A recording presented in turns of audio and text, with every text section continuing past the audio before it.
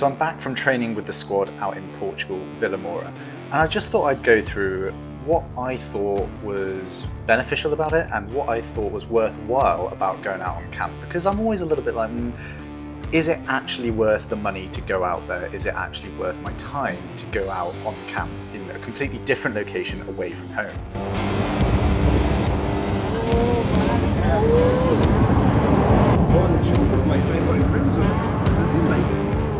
Yeah, fucking great. I almost like skidded as well afterwards. Yeah. Oh, This is What is it? I don't actually know what the brand is, but it's one and done car lever.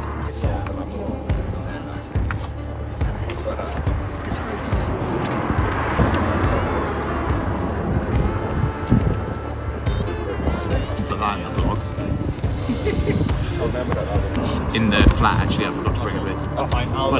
To be honest, I'm a massive fan of going out on camp, just because I think that it's a really nice time to relocate yourself, get some extra sun, get some like new scenery, ability to ride outdoors a little bit more on better roads, for example, but also a little bit of a different stimulus. So when we go out to Vila Moura, we get a different stimulus with the pool swimming because it's long course, and we also get better riding conditions and we get to do more riding and just a bit more time to train, just because you don't have to go out and about and do your daily life, like shopping so much or work. Like you can work remotely rather than having to go into work and things like that. So it's a little bit more extra time focused on training.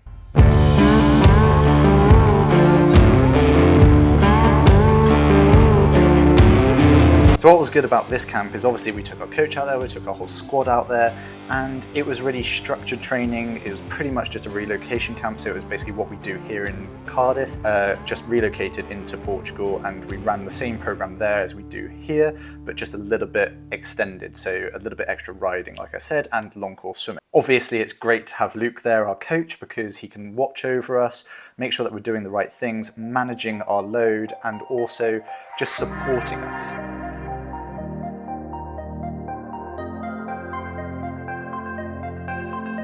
Morton, oh, I'll tell you what. Oh.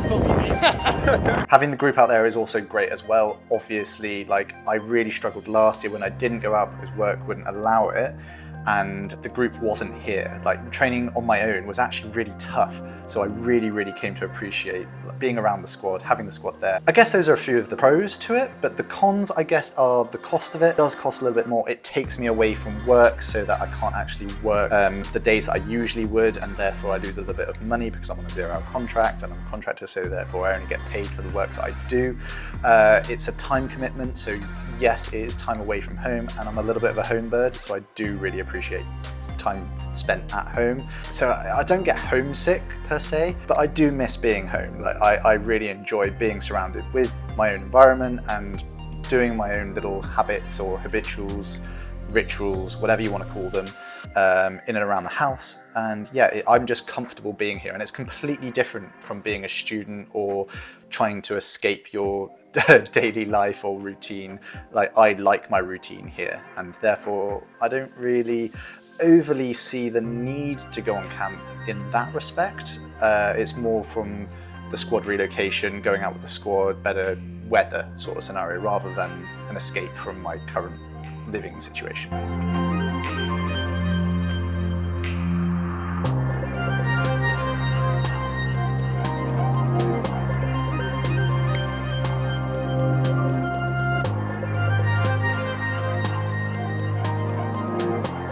Another con which I think a lot of people get into a bit of a pickle with is overtraining. People tend to want to make the most of going out on camp, and this sometimes means overtraining because they think they want to do as much as they can within the time that they've been given out away on camp.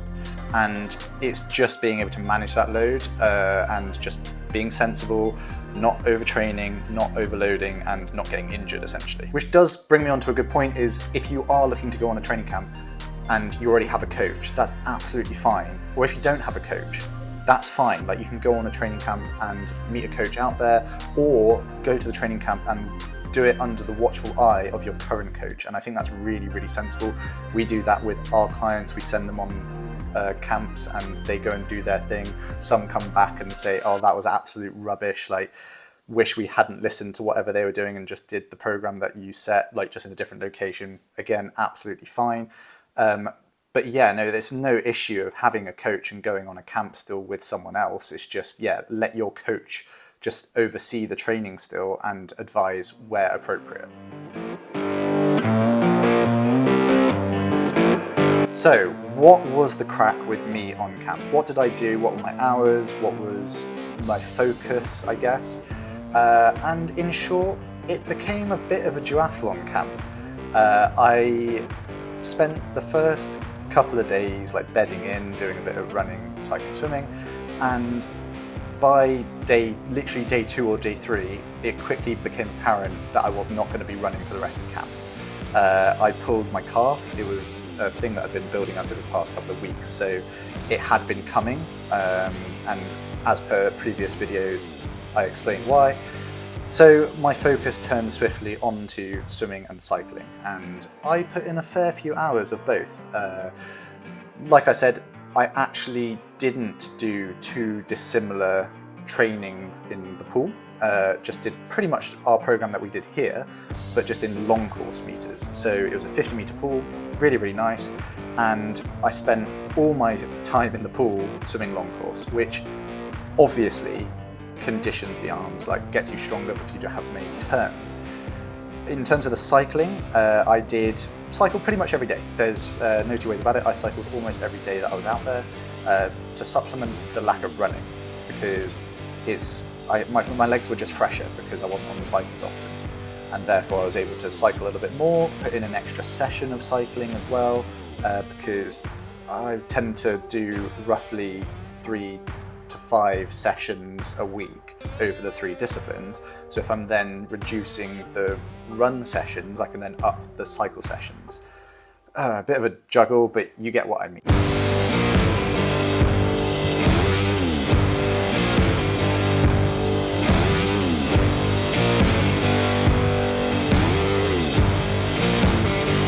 In terms of time, hours, distances, I did about 31 hours in the first week that I was there, maybe 32, and covered, I think it must have been about 600k, just over in that first week, especially on the bike. And then in the pool, it was about 25k, I think. Yeah, 25k. We tend to run about a 25k a week program. And then the following week, again, just shy of 30 hours because I didn't train on the Sunday because it was a travel day.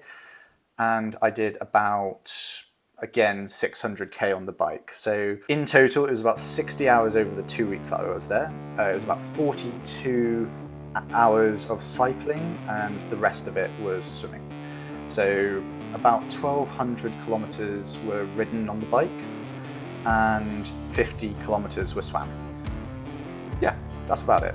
I think I ran about 30k whilst I was actually there, but then didn't run for the rest of the time. I did see a physio whilst I was out there, and I was pretty patient with getting back to running. So I've come back to Cardiff, and this is the first time that I've ran since being out on camp and having diagnosed myself with the calf and having seen the physio who recommended that I don't run until I get back into Cardiff. And that was tough. It was really tough to put it on the sideline and just try and not test the calf constantly and try and see if I was going to be able to run. And I was quite nervous coming back to running today because I was like, is it going to be okay? Because last time that I tried doing it, it wasn't, and it really put me off, and then I had to take an extra week off, etc, etc. So yeah, like, I was patient. It seems to be fine at the moment, but I'll keep you updated. What is that little cheeky one? Just an almond thingy, isn't it? Yeah, it's unreal.